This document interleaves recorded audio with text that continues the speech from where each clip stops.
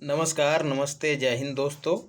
सभी को हृदय की गहराइयों से नए वर्ष की अपार और अनंत शुभकामनाएं। जी हाँ साथियों, वैसे तो नया कुछ भी नहीं है, लेकिन बहुत कुछ नया होगा यदि हम अपने विचारों को नए आयाम दे दें, तो हर दिन हमारा नया होगा। इस नए साल पर साथियों, एक हमारे लिए खुशखबरी भी है। हमारे लिए क्या साथियों, यूपी पीसीएस के हर अभ्यर्थी के लिए खुशखबरी है, क्योंकि यूपी पीसीएस ने 2013 के लिए अपना कैलेंडर जो है वो जारी कर दिया है। तो साथियों, 14 मई को पीसीएस प्री की परीक्षा है। उसके बाद 23 सितंबर को पीसीएस यूपी पीसीएस की मुख्य परीक्षा है। तो 4 महीने 9 दिन का समय है मुख्य परीक्षा के लिए, प्री के बाद मिल रहा है। अब सवाल बनेगा कि प्री कैसे पास करें। तो अपना जीएस तैयार रखिएगा। करंट अफेयर के लिए आपको निश्चिंत रहना है। एकदम जो दे रहा हूँ इससे बाहर कुछ भी नहीं जाएगा। भरोसे के साथ इसको पढ़ना है और साथ साथ हमारा साथ भी आपको देना है। लाइक, शेयर और सब्सक्राइब भी करना है। तो साथियों, क्या करना है, लगे रहना है। जब तक न मंजिल पा सकें तब तक न हमें विराम है। चलना हमारा काम है, चलना हमारा काम है। तो इसी भावना के साथ शुरू करते हैं 21 से 25 दिसंबर तक के करंट अफेयर्स को पढ़ने के लिए अपनी यात्रा।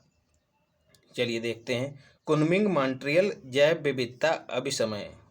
स्पष्ट दिख नहीं रहा है मित्रों, थोड़ा सा कष्ट उठा लीजिएगा और इसके लिए खेद है हमको।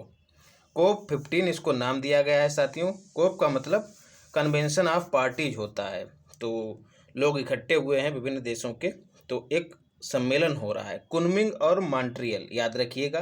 कुनमिंग जो है साथियों चीन में स्थित है, यहाँ पर इसका पहला भाग आयोजित हुआ। मॉन्ट्रियल या कनाडा में स्थित है साथियों। तो यहाँ पर इस अभिसमय का दूसरा भाग पूर्ण हुआ। तो यहाँ पे कुछ डिसीजन लिए गए हैं, उनको हम देख लेते हैं क्या डिसीजन लिए गए हैं। एक तो सवाल पूछा जा सकता है कि कब आयोजित हुआ, तो 19 दिसंबर 2022 को आयोजित हुआ। लक्ष्य जो हैं इसमें 4 घोषित किए गए साथियों, और 30 उसके उद्देश्य भी घोषित किए गए हैं। और कब तक, 2030 तक। तो 30x30 करके भी दिया जा सकता है किससे संबंधित है। तो याद रखना है कुनमिंग मॉन्ट्रियल जैव विविधता अभिसमय से संबंधित है। तो 30 उद्देश्य हैं और कब तक उनको पूरा करना है, 2030 तक। और 4 लक्ष्य रखे गए हैं। क्या क्या 4 लक्ष्य हैं मित्रों। और जैव विविधता के संरक्षण की बात हो रही है कोप 15 में। तो देखते हैं, प्राकृतिक पारितंत्र का विस्तार करना है। और जो विलुप्तता दर है प्रजातियों की, फिर चाहे वो पौधों की प्रजातियां हों या फिर जंतुओं की प्रजातियां हों, उनकी विलुप्तता दर को घटाकर 10% करना है। मतलब 10% उसमें कमी लानी है। और साथियों, सतत प्रयोग को बढ़ावा देना है। सतत प्रयोग का मतलब इस तरह से चीज़ों को या संसाधनों को हमको प्रयोग करना है कि वो पर्यावरण के अनुकूल रहें। आनुवांशिक संसाधनों का इस्तेमाल करना है साथियों। और तीसरा लक्ष्य है वित्तीय संसाधनों का भी इसी तरह से इस्तेमाल करना है जिससे पर्यावरण को नुकसान ना पहुँचे। और इन साधनों का इस्तेमाल पर्यावरण के हित में भी करना है। 2030 तक 30% संरक्षण करना है किसका, भूमि का और महासागरों का। तो यह महत्वपूर्ण है, 30x30। इसको साथियों GS3 में जो पर्यावरण से संबंधित टॉपिक है, वहाँ पर यदि पर्यावरण संरक्षण से संबंधित कोई प्रश्न आता है तो वहाँ पर इसका उल्लेख करके बोल वचन कर सकते हैं। फिर है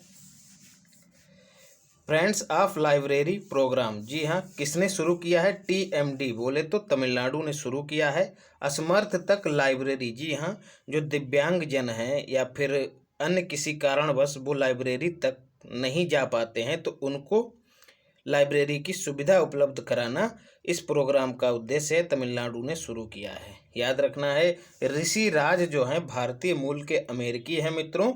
अष्टाध्यायी को इन्होंने डिकोड किया है, मतलब कंप्यूटर की भाषा में इन्होंने उसको डिकोड किया है। तो अष्टाध्यायी हम लोग जानते ही हैं कि पाणिनि की पुस्तक है और 500 BC में लिखी गई थी। और सवाल पूछा जा सकता है कि यह किस भाषा में थी, तो संस्कृत में थी। तो संस्कृत से उसको डिकोड किया है कंप्यूटर की भाषा में।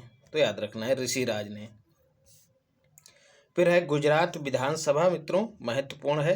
अभी हाल की खबर क्या है कि शंकर चौधरी को यहाँ का स्पीकर बनाया गया है, इसलिए ये चर्चा में रही है। 15वीं विधानसभा है मित्रों, और 156 सीटें 182 में से प्राप्त की हैं। कभी कभी सीटों की संख्या पूछ ली जाती है। 182 सीटें हैं। बीजेपी सबसे बड़ा दल बन के उभरी है और सत्ता भी प्राप्त करने में सफल हुई है। भूपेंद्र पटेल जी यहाँ के मुख्यमंत्री हैं। राज्यपाल को भी याद रख लेना है, आचार्य देवव्रत जी हैं यहाँ के राज्यपाल, यही शपथ दिलाएंगे। फिर है एक वृक्ष आया है मित्रों, प्रोजेक्ट 75। जी हाँ, भारत और फ्रांस की मदद से 6 पनडुब्बियों का निर्माण करना था इस प्रोजेक्ट के तहत मित्रों। उनमें से अभी हाल की खबर में क्या है, बागसीर नाम की पनडुब्बी जो है वह शामिल की गई है भारतीय नौसेना में। कहाँ इसका निर्माण हुआ है? मझगांव डाक लिमिटेड में। याद रखना है, सारी पनडुब्बियों का निर्माण यहीं हुआ है और फ्रांस की मदद ली गई है। तो ये 6वीं थी। 5 कौन कौन सी थी? तो याद करने का ट्रिक है ट्रिपल के और ट्रिपल बी। ये हो गया साथियों करंज, फिर खंडेरी, और फिर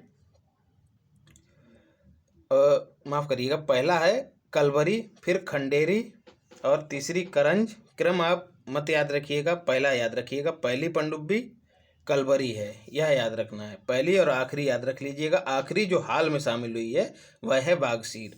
तो कलवरी, खंडेरी, करंज और बेला, बागीर, और ये 6वीं बागसीर जो कि अभी चर्चा में है, तो यह याद रखना है। फिर है सामाजिक प्रगति सूचकांक 2022 साथियों। किस तरह से सामाजिक प्रगति को बढ़ावा दिया है विभिन्न शहरों में, तो आर्थिक सलाहकार परिषद के द्वारा जारी किया गया है इस सूचकांक को। तो इसमें सभी श्रेणियों में पुदुचेरी को प्रथम स्थान प्राप्त हुआ है। आर्थिक सलाहकार कौन है मित्रों? अभी अनंत नागेश्वरन है, याद रखना है। BF7 क्या है? एक नया कोरोना वेरिएंट है मित्रों। चीन में ये कहर बरपा रहा है। ओमिक्रॉन से ही यह उत्पन्न हुआ है। तो याद रखना, BF7 क्या है? कोरोना का नया वेरिएंट है जो कि चाइना में हाहाकार मचाए है अपना। मुख्यमंत्री आवास योजना, जी हाँ, ये ठीक वैसे ही सवाल है, अभी आगे चर्चा करेंगे। मुख्यमंत्री आवास योजना PM आवास की तर्ज पर शुरू की गई है। किसने शुरू की है? हरियाणा ने। हमको पता है कि हरियाणा में BJP सरकार है, तो वो कहीं ना कहीं केंद्र की किसी न किसी योजना का ही अनुकरण करेगा। तो उसने यही किया है। केंद्र की जो योजना है PM आवास योजना, जो 2016 में शुरू की गई थी, ग्रामीण मित्रों, PM आवास ग्रामीण योजना 2016 में शुरू की गई थी, उसी की तर्ज पे मुख्यमंत्री आवास योजना की शुरुआत की है हरियाणा ने। ऐसे ही साथियों राजस्थान में कांग्रेस की सरकार है, तो वहाँ पर जो इंदिरा आवास योजना जो इंदिरा गांधी जी ने शुरू की थी, इंदिरा गांधी जी के नाम से शुरू की गई थी, उसी की तर्ज पे राज्य स्तर पर इंदिरा गांधी आवास योजना को शुरू करने वाला राज्य राजस्थान बना है, याद रखना है। तो अपनी अपनी पार्टी की विचारधारा की लीक पकड़ के चल रहे हैं राज्य, तो इतना करिएगा मित्रों। बहुत महत्वपूर्ण है, एकदम खटाखट रिवीजन होगा। इतना ज़्यादा एफर्ट करता हूँ आपके लिए कि हाथ से लिखकर आपको कंटेंट उपलब्ध कराता हूँ, और यदि आप ईमानदारी से शिद्दत से तैयारी कर रहे होंगे तो आपको इसका महत्व पता लगेगा। यूट्यूब की चिल्ल पों से इतर आपको कंटेंट दे रहा हूँ, मसाला नहीं आपको यहाँ पे मिलेगा, केवल कंटेंट मिलेगा। अरणाला क्या है मित्रों? भारत का पहला पनडुब्बी रोधी जहाज है, याद रखना है। सीधे पूछा जाएगा अरणाला क्या है, 4 विकल्प दिए रहेंगे, पनडुब्बी रोधी जहाज उनमें से एक होगा। चेन्नई में लॉन्च किया गया है, जी हाँ साथियों, और GRS ने इसको बनाया है, ये भी याद रखना। कर्नाटक में GRS का मतलब गार्डन रीच शिपयार्ड, ये याद रखना है। RRR हाहाकार मचाने वाली फिल्म है मित्रों, टॉप 50 फिल्मों में शामिल इसको किया गया है। इसको साथियों विश्व की टॉप 50 फिल्मों में इसको जगह मिली है, बड़ी बात है हमारे लिए। तो न्यूयॉर्क क्रिटिक्स अवार्ड भी इसने प्राप्त किया है।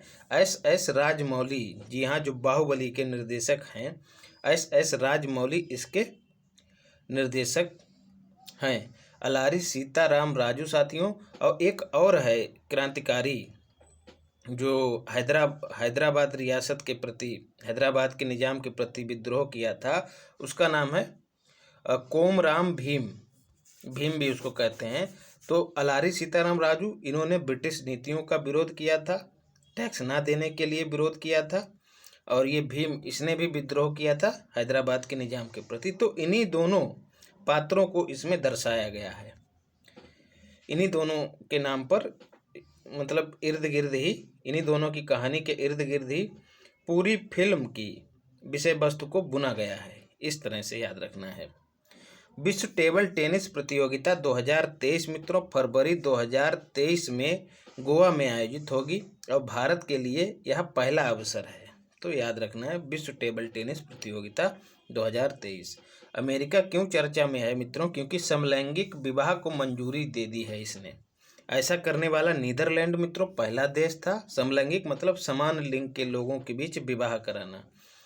भारत में 377 धारा हटा दी गई है, उसको अप्राकृतिक घोषित किया गया है। पहले साथियों यदि समलैंगिक संबंध बन जाते थे लोगों के बीच तो उसको 377 के तहत अपराध समझा जाता था, लेकिन अब उसको अपराध की श्रेणी से हटा दिया गया है। तो अब वह अपराध नहीं रहा है। अब केवल अप्राकृतिक जो यौन संबंध स्थापित करेगा उसी को दंड दिया जाएगा। परसिवरेंस रोवर, जी हाँ, मंगल ग्रह पर भेजा गया यह मिशन है साथियों, यूएसए का है, यह भी याद रखना है। इसने क्या किया है, हाल में चट्टान, वहाँ पर जो चट्टानें मिली हैं मंगल ग्रह पर, उनके नमूने भेजे हैं। तो याद रखना है। भारत का साथियों मार्स ऑर्बिटर मिशन मॉम जो है वह मंगल पर भेजा गया मिशन है, और साथियों होप जो है वो यूएई का है मिशन, ये भी याद रखना है, वो भी मंगल ग्रह पर ही भेजा गया है। म्यांमार क्यों चर्चा में है? क्योंकि यूएनएससी बोले तो यूनाइटेड नेशन सिक्योरिटी काउंसिल ने हिंसा समाप्त करने का प्रस्ताव दिया है, प्रस्ताव पारित किया है। हिंसा हो रही है साथियों, बहुत दिनों से हो रही है म्यांमार में, तो उसके खिलाफ प्रस्ताव पारित कर दिया है। लेकिन जो महत्वपूर्ण सवाल पूछा जा सकता है कि भारत, चीन और रूस, इन तीनों ने इसमें हिस्सा नहीं लिया है और तटस्थ रहे, मतलब अलग रहे, किनारे पर। इन्फेंट्री म्यूजियम, जी हाँ, इन्फेंट्री साथियों सेना को कहते हैं। तो उसी का जो युद्ध सामग्री या फिर साजो सज्जा का सामान है, उसी को इकट्ठा करके एक म्यूजियम का रूप दिया गया है। तो वह कहाँ, भारत का पहला इन्फेंट्री म्यूजियम कहाँ बनेगा? इंदौर में। जी हाँ, भारत की पहली वाटर प्लस सिटी का इसको दर्जा मिला है, और फिर से इसने स्वच्छता सर्वेक्षण के तहत इंदौर ने प्रथम स्थान प्राप्त किया है। दूसरे स्थान पर सूरत है, ये भी याद रखना है। दूसरा साथियों इन्फेंट्री म्यूजियम है बर्ड का, ये भी याद रखना है। फिर सवाल बनेगा पहला कहाँ है? तो पहला यूएसए में है। फिर है कल्याणी फेरेस्टा, जी हाँ, क्या है साथियों? भारत का पहला ग्रीन स्टील वांड। जी हाँ, जो स्टील का निर्माण होता है साथियों वह एकदम पर्यावरण अनुकूल तरीके से होता है, मतलब उसमें ग्रीन एनर्जी का इस्तेमाल किया जाता है। तो यह ब्रांड कौन सा? कल्याणी फेरेस्टा, याद रखना है, महत्वपूर्ण है साथियों, पूछा जा सकता है। परमाणु ऊर्जा नियामक बोर्ड, जी हाँ, हाल में चर्चा में क्यों? क्योंकि दिनेश कुमार शुक्ला को इसका अध्यक्ष बनाया गया है। हेडक्वार्टर मुंबई में है, कहीं और से कुछ भी नहीं पढ़ना है मित्रों। घटनासार मैगजीन आएगी, उसका निचोड़ आपको उपलब्ध कराऊंगा, और कैसी विश्वसनीय पत्रिका है इसका मुझे प्रमाण देने की आवश्यकता नहीं है। हाथ कंगन को आरसी क्या और पढ़े लिखे को फारसी क्या। कई जो 2021 में लोग सिलेक्ट हुए हैं यूपीपीसीएस में, तो उन्होंने खुद ही उसका महिमा मंडन किया है कि कितनी महत्वपूर्ण पत्रिका है, तो उसका निचोड़ भी आपको उपलब्ध कराऊंगा। बस आजकल सोर्स बहुत हैं, और कौन सा सोर्स उसमें से हमको फॉलो करना है, यही सिलेक्ट करना कठिन हो जाता है। तो इधर उधर मत भटकिए, जो दे रहा हूँ उस पर भरोसा रखिए। चीनी उत्पादन और निर्यात, हम लोग साथ साथ मेंस लिखेंगे साथियों। इसी कंटेंट से मैं भी देखना प्री क्वालिफाई करूँगा हर बार की तरह, और आपको भी करवाऊँगा यदि लगे रहे आप। चीनी उत्पादन और निर्यात, जी हाँ, चर्चा में है मित्रों, क्योंकि भारत को अब इसमें प्रथम स्थान प्राप्त हो गया है, उत्पादन में भी और निर्यात में भी। एनएस तोमर ने, नरेंद्र सिंह तोमर जो कि कृषि मंत्री हैं हमारे, उन्होंने यह सूचना दी। तो यह महत्वपूर्ण है। पंचामृत योजना साथियों उत्तर प्रदेश में गन्ना उत्पादन को बढ़ावा देने से संबंधित योजना है। बात करें उत्तर प्रदेश की तो गन्ना उत्पादन में उत्तर प्रदेश प्रथम स्थान पर है और आलू उत्पादन में भी प्रथम स्थान पर है और साथियों दूध उत्पादन में भी प्रथम स्थान पे है। दीघा द्वीप क्यों चर्चा में साथियों? पहला सवाल है कहाँ? तो WB बोले तो वेस्ट बंगाल में है। साथियों क्या हुआ है, क्यों चर्चा में है? क्योंकि दूसरा पनडुब्बी म्यूजियम यहाँ पर निर्माणाधीन है। पनडुब्बी जो बूढ़ी हो जाती है एक तरह से, मतलब काम से सेवा से बाहर हो जाती है, तो उसका म्यूजियम बना दिया जाता है। तो ऐसा म्यूजियम साथियों वेस्ट बंगाल में बनाया जा रहा है। कहाँ? दीघा द्वीप पर। सवाल बनेगा पहला म्यूजियम कहाँ है भारत का ऐसा? तो विशाखापत्तनम में है। विशाखापत्तनम में है, आंध्र प्रदेश में। Bharat ASEAN grass root innovation forum 2022 में साथियों शालिनी कुमारी को पहला पुरस्कार प्रदान किया गया है। कहाँ की हैं ये? पटना की हैं, ये भी याद रखना है। एक सवाल जो पूछा जाता है, आसियान शिखर सम्मेलन, जी हाँ, आसियान का जो वार्षिक सम्मेलन होता है वह इस बार कहाँ हुआ है? कंबोडिया में हुआ है, ये भी याद रखना है। JD ने बोले तो जगदीप धनखड़ ने, जो कि हमारे उपराष्ट्रपति हैं, इन्होंने वहाँ पर शिरकत की या फिर उसमें भाग लिया। आसियान में 10 देश हैं मित्रों। 1967 में इसकी स्थापना हुई थी। हेडक्वार्टर इसका जकार्ता इंडोनेशिया में स्थित है, ये भी याद रखना है। राष्ट्रीय गणित दिवस, जी हाँ, 22 दिसंबर को मनाया जाता है। गणित के जादूगर कहे जाने वाले श्रीनिवास रामानुजन की जयंती है ये 22 दिसंबर। जी हाँ साथियों, बिना किसी मतलब एकदम सीमित संसाधनों में और बिना किसी जो विशेष शिक्षा के इन्होंने गणित में जो करतब दिखाए, वह जो है इनकी मौत के बाद भी रिसर्च का मुद्दा रहे साथियों। तो ये बड़ी उपलब्धि थी। मात्र 32 वर्ष की आयु में साथियों इन्होंने ऐसी थ्योरम्स गढ़ दी थी जिन पे इनकी मौत के बाद भी शोध चलता रहा। और आज जो है इनके थ्योरम्स जो हैं कई क्षेत्रों में अपना योगदान दे रहे हैं। तो यह विभूति जो है हमारे देश की ही है। तमिलनाडु में इनका जन्म हुआ था। 22 दिसंबर को इन्हीं की जयंती के उपलक्ष्य में राष्ट्रीय गणित दिवस मनाया जाता है। मानव सहित अंतरिक्ष अभियान, जी हाँ, एक मानव रहित साथियों, मतलब बिना मानव के भेजा जाएगा अंतरिक्ष अभियान पहले, लेकिन अब जो है गगनयान के नाम से मानव सहित भेजे जाने की घोषणा की गई है। 2024 में लॉन्च होगा और इसका नाम होगा H1, गगनयान H1, मतलब इसमें ह्यूमन को भेजा जाएगा। इससे पहले साथियों ट्रायल के रूप में 2-3 ऐसे ही भेज दिए जाएंगे मिशन, देखा जाएगा कि सफल होता है कि नहीं। फिर आता है कौन से रॉकेट से भेजा जाएगा? तो GSLV Mark 3 रॉकेट का इस्तेमाल होगा, याद रखना है। प्लेटिनम आइकन अवार्ड, जी हाँ, चर्चा में क्यों है साथियों? क्योंकि स्मार्ट सिटी योजना को यह प्रदान किया गया है। 2015 में यह योजना शुरू की गई थी। शहरों को स्मार्ट बनाना इसका उद्देश्य था, आधुनिक सुविधाओं से लैस करना। तो पहला साथियों ऐसा कौन सा शहर था जो स्मार्ट सिटी का हिस्सा बना? शिलांग था। और अंतिम जो 100वां शहर है वह भुवनेश्वर बना है, उड़ीसा की राजधानी भुवनेश्वर। सवाल पूछा जाए कि सर्वाधिक स्मार्ट शहर साथियों कहाँ हैं? तो याद रखना है 13 शहर जो हैं उत्तर प्रदेश में हैं। दूसरे नंबर पर तमिलनाडु का स्थान है। तो दूसरे नंबर पर तमिलनाडु है इस मामले में। फिर है U20 साथियों, अर्बन 20 जो है एक कार्यक्रम है। कहाँ आयोजित किया जा रहा है? ADB बोले तो अहमदाबाद। कब से कब के बीच में? 1 दिसंबर 2022 से 30 नवंबर 2023 तक चलेगा। आवास एवं शहरी कार्य मंत्रालय जो है इसके कार्यान्वयन या फिर इसको मैनेज करने के लिए नोडल एजेंसी है। G20 का एक यह ग्रुप है साथियों। उद्देश्य क्या है? G20 जो देश हैं उनके सतत विकास, उन शहरों में जो है साथियों सतत विकास को किस तरह से बढ़ावा दिया जाए, तो इस चर्चा के लिए यह मंच है U20, याद रखना है, महत्वपूर्ण है मित्रों। साहित्य अकादमी पुरस्कार 2022 हिंदी के लिए बद्री नारायण को दिया गया है। तुमड़ी नामक इनकी साहित्यिक कृति के लिए यह दिया गया है। इंग्लिश में साथियों किसे दिया गया? अनुराधा राय को दिया गया है। All the lives. जी हाँ, ये उतना ही मैंने यहाँ पे मेंशन किया है जितना हमको परीक्षा में ज़रूरत है। पूरा लंबा नाम है इसका, छोड़ देना है उसको। ऑल द लाइव्स इतना याद रखिएगा। तमिल में भाषा में किसे दिया गया है साहित्य अकादमी पुरस्कार? एस राजेंद्र को दिया गया है, काला पानी के लिए दिया गया है। अरुण दोही 2.0 साथियों असम में स्टार्ट की गई योजना। 2.0 मतलब एक इससे पहले भी आई है। महिलाओं को वित्तीय सहायता प्रदान करने से संबंधित यह योजना है। विकल्प में अरुणाचल प्रदेश भी होगा, लेकिन कन्फ्यूजियाना नहीं है, असम में स्टार्ट की गई, याद रखना है। उदई मतलब UIDAI, unique identification authority of India, जो आधार कार्ड जारी करती है साथियों। हेडक्वार्टर इसका साथियों नई दिल्ली में है।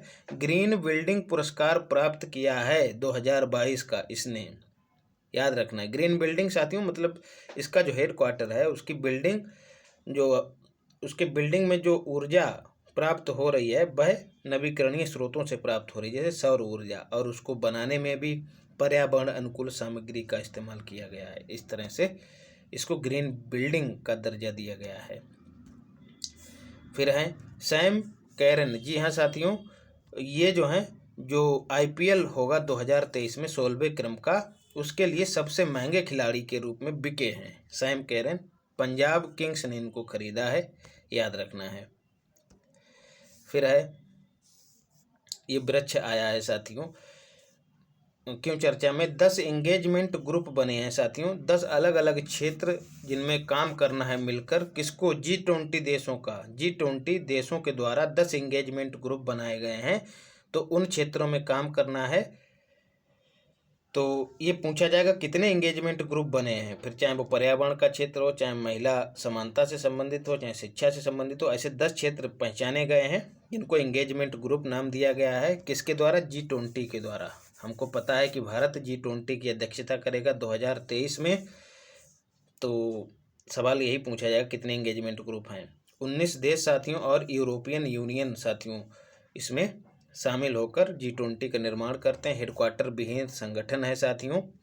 यह वित्तीय स्थिरता को किस तरह से कायम रखा जाए और विकास को किस तरह से बढ़ाया जाए, तो वर्ल्ड की जो सर्वाधिक संपन्न जो अर्थव्यवस्थाएं हैं उनको मिलाकर यह संगठन बनाया गया है। 1999 में इसकी स्थापना हुई थी, और साथियों 2008 में जो मंदी आई थी उसके बाद इसका वार्षिक जो सम्मेलन है वह होता है।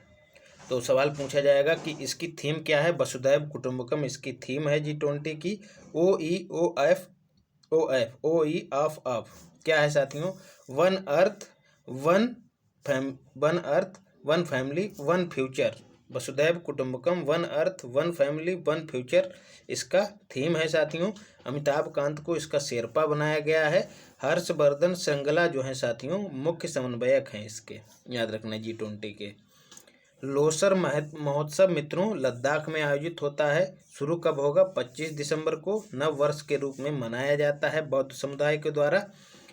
और बात करें लोसांग महोत्सव की साथियों, मिलता जुलता नाम है, कंफ्यूज हो जाते हैं, तो वह सिक्किम में आयोजित होता है, याद रखना है। SKM बोले तो सिक्किम। तमिलनाडु क्यों चर्चा में? TMD शॉर्ट फॉर्म है तमिलनाडु की। मेरे अनुसार उसको केवल और केवल याद रखने के रूप में देखिएगा, दिमाग ना लगाइएगा ज़्यादा। इंटरनेशनल बलून फेस्टिवल का यहाँ पर प्रदर्शन किया जाएगा। कहाँ? तमिलनाडु में। अलग अलग देशों से यहाँ पर गुब्बारे आएंगे और उनको उनके करतब दिखाए जाएंगे, तो इस तरह का सम्मेलन तमिलनाडु में होगा। सर्वाधिक भुगतान पाने वाली महिला खिलाड़ी मित्रों, फोर्ब्स ने जारी की है यह सूची। नाओमी ओसाका, जी हाँ टेनिस खिलाड़ी हैं। कहाँ की हैं मित्रों? जापान की, सभी जानते हैं जापान की हैं। भारत की कौन सी हैं सर्वाधिक भुगतान पाने वाली खिलाड़ी, महिला खिलाड़ी? तो PV सिंधु हैं, इनको 12वां स्थान प्राप्त हुआ है वैश्विक रूप से।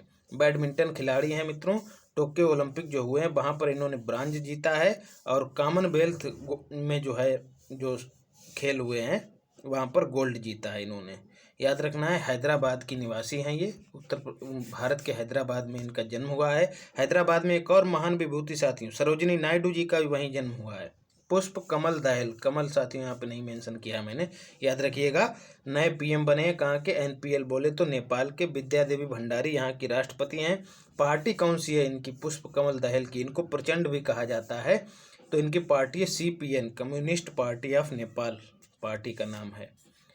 फिर हेमंत गुप्ता मित्रों कौन है? अंतर्राष्ट्रीय मध्यस्थता केंद्र जो के अध्यक्ष बनाए गए हेमंत गुप्ता कहाँ स्थित है? नई दिल्ली में स्थित है।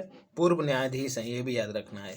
राष्ट्रीय उपभोक्ता दिवस साथियों ये भी पूछा जा सकता है, अंतर्राष्ट्रीय मध्यस्थता केंद्र कहाँ स्थित है? तो याद रखना नई दिल्ली में। राष्ट्रीय उपभोक्ता दिवस मित्रों 24 दिसंबर को मनाया जाता है। क्यों? क्योंकि इसी दिन उपभोक्ता संरक्षण एक्ट 1986 लागू हुआ था। याद रखना है। किसके समय में लागू हुआ था? तो राजीव गांधी उस समय प्रधानमंत्री थे। चिल्लई कला, इसके और भी कई प्रारूप हैं। चिल्लई कला, चिल्लई खुर्द, इस तरह से जो भी हो, तामझाम, चिल्लई पिल्लई, वो सब जम्मू कश्मीर में आयोजित होता है। क्यों साथियों? कड़ाके की जब ठंड पड़ना शुरू हो जाती है तो दिसंबर माह से इसकी शुरुआत होती है और जैसे जैसे ठंड में कमी आती जाती है इसके वैसे ही नाम दिए गए हैं। तो ये चिल्लई जहाँ भी लगा हो तो याद रखना है जम्मू कश्मीर से संबंधित है। फिर स्पेन साथियों लिंग परिवर्तन जो है स्वेच्छा से करने की अनुमति देने वाला देश बना है। याद रखना है। राजधानी मैड्रिड है, मैड्रिड राजधानी है साथियों। 16 वर्ष की सीमा, मतलब 16 वर्ष से ऊपर का कोई भी व्यक्ति अपना स्वेच्छा से लिंग परिवर्तन करा सकता है। सुशासन दिवस साथियों 25 दिसंबर को मनाया जाता है अटल जयंती के अवसर पर, मतलब अटल बिहारी वाजपेयी जी का जन्म हुआ था 25 दिसंबर को ही, तो सुशासन को बढ़ावा देना उनका उद्देश्य था। तो इसी उपलक्ष्य में सुशासन दिवस मनाया जाता है। ग्वालियर, मतलब मध्य प्रदेश के ग्वालियर में इनका जन्म हुआ था। 2 बार भारत के PM बने थे, 1996 और 98 में। सवाल पूछा जाता है कि 13 दिन का PM कौन था? तो ये अकेले PM थे जो 13 दिन तक बने थे। कौन थे? अटल बिहारी वाजपेयी जी, ये भी याद रखना है। इनको भारत रत्न भी प्राप्त हुआ है। अनुष्का शर्मा, जी हाँ, प्यूमा की BA बोले तो ब्रांड एम्बेसडर इनको बनाया गया है। प्यूमा एक चीता सदृश जानवर है साथियों जो अमेजन वर्षा वनों में पाया जाता है और ब्रांड भी चलता है भारत में Puma. Inner line permit portal, जी हाँ साथियों, एक पोर्टल इनर लाइन परमिट क्या है साथियों? जो जनजातीय रूप से सुभेद राज्य हैं, मतलब जहाँ जनजातियाँ निवास करती हैं और यह माना जाता है कि यहाँ पर अगर सामान्य मानव, हमारे आपके जैसे लोग अगर जाते हैं तो जनजातियों को संकट हो जाएगा। जनजातियाँ साथियों हमारे पूर्वज हैं, तो इसलिए उनको संरक्षित करना हमारे लिए महत्वपूर्ण है। तो क्या किया गया साथियों? रोकने के लिए इनर लाइन परमिट जारी कर दिया गया है। मतलब इस लाइन को अगर पार करना है तो आपको एक परमिट लेना पड़ेगा और इस लाइन के इस तरफ राज्य हैं जहाँ पर यह जनजातियाँ पाई जाती हैं जिनको नुकसान है आम आदमी की पहुँच से। तो कहाँ कहाँ साथियों में लागू है?